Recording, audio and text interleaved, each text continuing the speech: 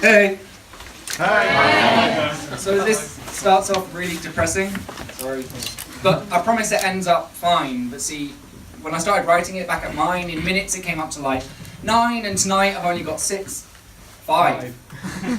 Okay, so if this scene's unfinished, that's why, but look, in any case, I'm reading it into my own time, so this is called repetition, and this is the first line.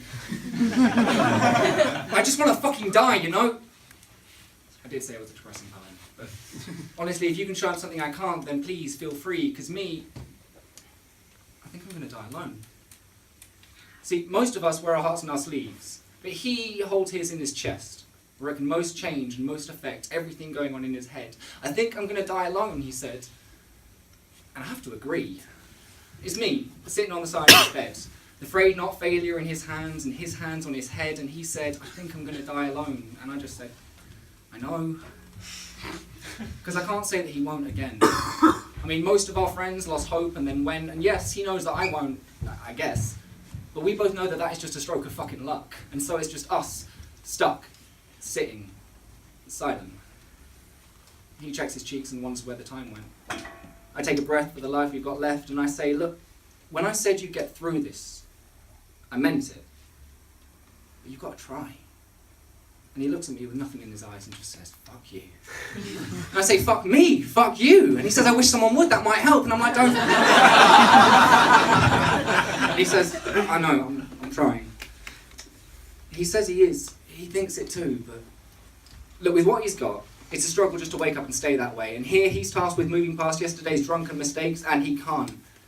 And it takes such a weight out of him every time that he tries that eventually he just lies there, and then to me and to himself, and says that he's done. And this happened 10 attempts ago. And after a while, you feel like you're meant to know what to say, but you don't. All the words of reparation start to sound the same, and you feel like you're standing still, changing without aging, because we found the game now. Of up, and then down, and then over again. And I'll come over and say it's okay, and he says he's sorry, and I'm like, it's okay. And for a while there'll be a smile, like things will start to change, and then we'll go up, and then down, and then over again.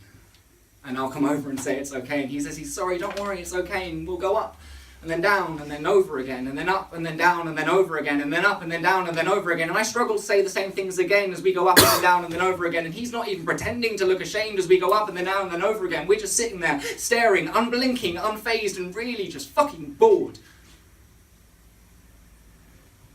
Because after a while it does just become boring. And so it becomes fine. Nights like that melt together over time. Words of warning and of hurt, when ignored, become worth as little as the life it is lived and not wanted. And he says he's sorry. I say that's not the point. But we lost that so long ago that I don't know what to say. And so I just say, you're going to be okay. And he says, I think that the damage is already done. You know, it's just you and Mum, and when I'm like, it's not enough. You're going to be okay, I say, again. And he says it feels like I'm running in circles. And I say, aren't we all? And he says, now is not the time for that metaphysical bullshit. And I say, it is. And he laughs and I laugh, and suddenly it's okay. And so I take the chance and I put my hand on his shoulder and I say, mate, look how far you've come. A month ago, you would have told me to go fuck myself. And he says, go fuck yourself. And I'm like, that's the spirit. and so I say, one night at a time. He says, I know, I just forget sometimes, you know. But by then, it was getting late. And so I said, mate, I love you. He says, yeah, me too. And so I took the bottles and the rope, and I left. And I put one in each pocket. I'd never forget.